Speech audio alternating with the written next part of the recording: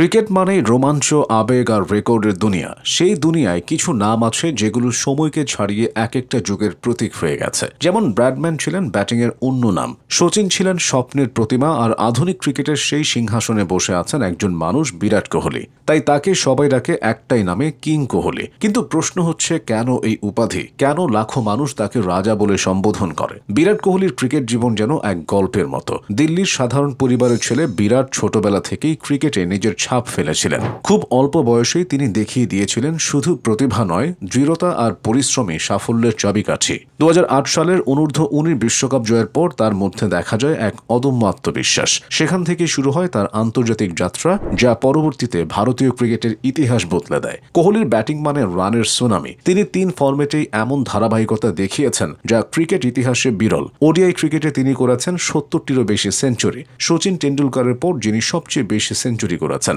Test ক্রিকেটেও তার গড় 50-এর উপরে, যা কেবল পরিসংখ্যান নয়, ধারাবাহিকতার প্রতীক।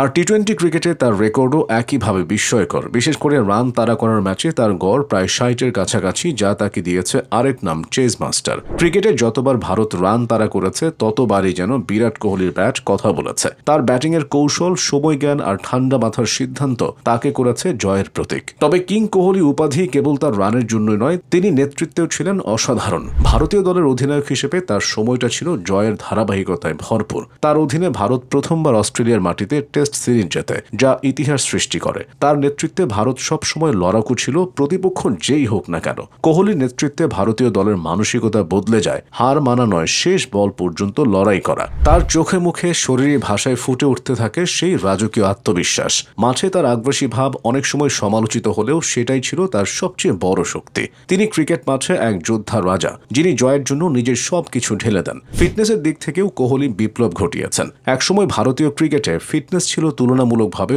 অবহেলিত একটি জিনিস, কিন্তু কোহলি যখন দলের নেতৃত্ব নিলেন, তিনি সেটাকে করলেন অগ্রাধিকার। তার ডায়েট, ট্রেনিং, রুটিন, শৃঙ্খলা সবকিছুই অন্যদের অনুপ্রাণিত করেছে।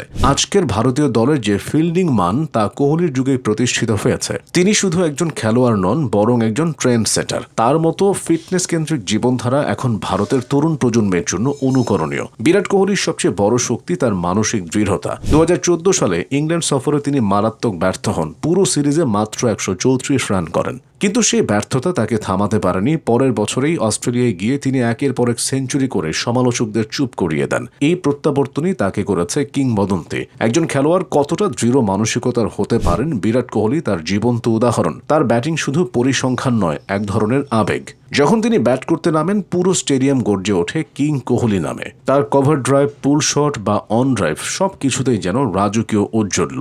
তিনি প্রতিবার ব্যাট তুললে মনে হয় ক্রিকেটের রাজা আবার নিজের রাজত্বে ফিরেছেন। কোহলি মাঠে যতটা আগ্রাসী, মাঠের বাইরে ঠিক ততটাই স্নিগ্ধ একজন মানুষ। তিনি বিভিন্ন সামাজিক উদ্যোগে অংশ নেন, ফাউন্ডেশনের মাধ্যমে শিশুদের সহায়তা করেন। তার স্ত্রী অনুষ্কা শর্মার সঙ্গে মিলে তিনি বিরাট কোহলি ফাউন্ডেশন পরিচালনা করেন, যা তরুণদের অনুপ্রাণিত করে সমাজে ইতিবাচক পরিবর্তন আনতে। তার ব্যক্তিত্ব, বিনয় এবং মানসিক দৃষ্টিভঙ্গি তাকে মাঠের বাইরেও কিং বানিয়েছে।